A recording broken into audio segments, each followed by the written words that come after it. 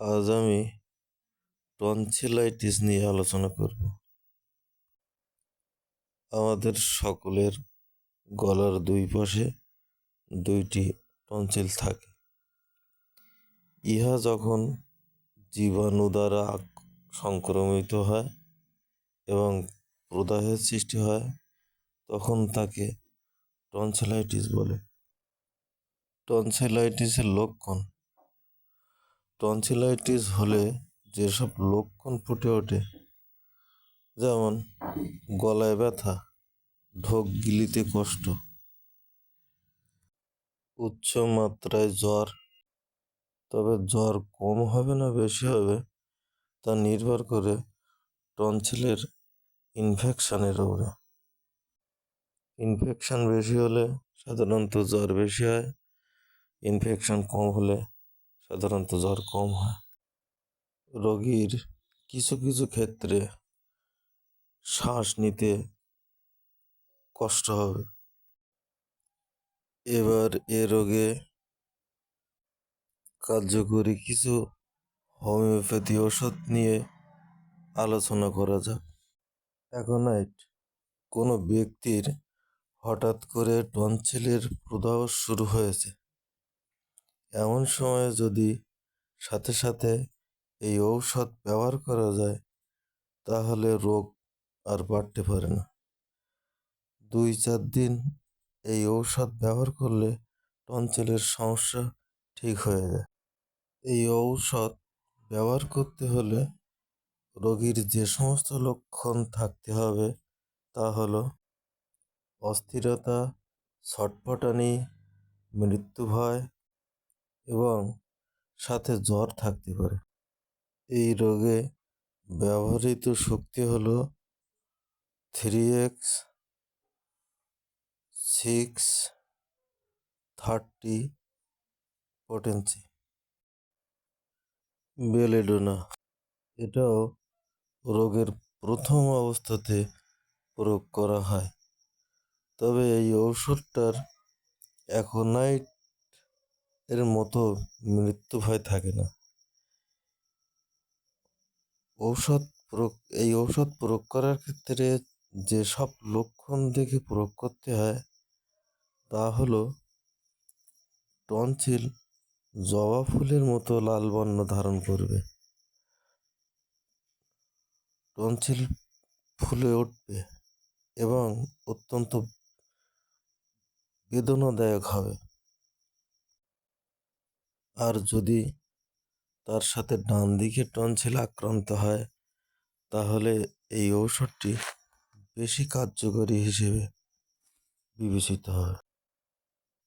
টনসিলে এটা 3x30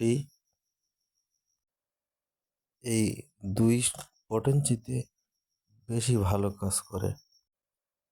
mark বিনায়ট: বাম পাশের টনসিল এবং গাল দিয়ে লালা ঝরা এর প্রধান লক্ষণ।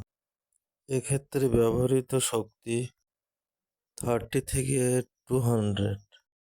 মার্ক সল: টনসিল দেখা দিয়েছে কিন্তু বেদনা কম, গাল দিয়ে লালা আসে, এই লক্ষণে এই ঔষধ বিশেষ ফলপ্রদ। রোগের প্রথম অবস্থায় 30 থেকে 200 পটেন্সি এবং পুরাতন অবস্থায় উচ্চ শক্তি ব্যবহার করতে হয়। সরিনাম: যদি দেখা যায় কারো বারবার টনসিল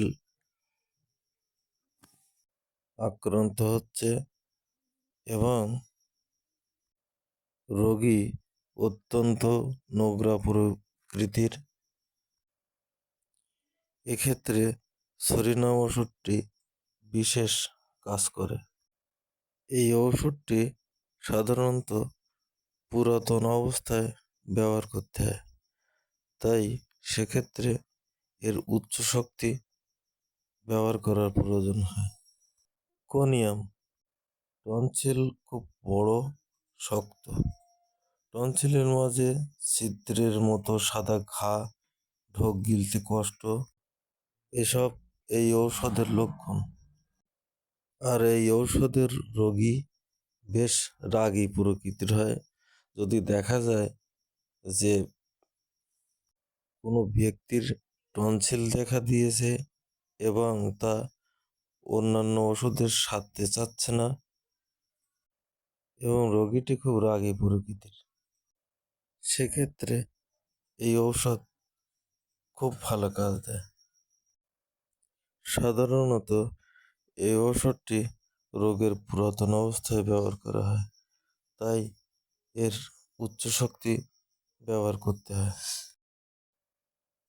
ব্যারাইটেকার ব্যারাইটেকার টনসিলের একটি বিশেষ উপকারী ঔষধ। তবে এই ঔষধ প্রয়োগ করার ক্ষেত্রে বিশেষ কিছু দিক বিবেচনা করতে হয়। সেগুলো হলো, এর রোগী হবে খরপোকায়, অর্থাৎ খাটো প্রকৃতির এবং ভীরু স্বভাবের ও অত্যন্ত লাজুক। এর রোগীর বুদ্ধি অত্যন্ত কম হবে।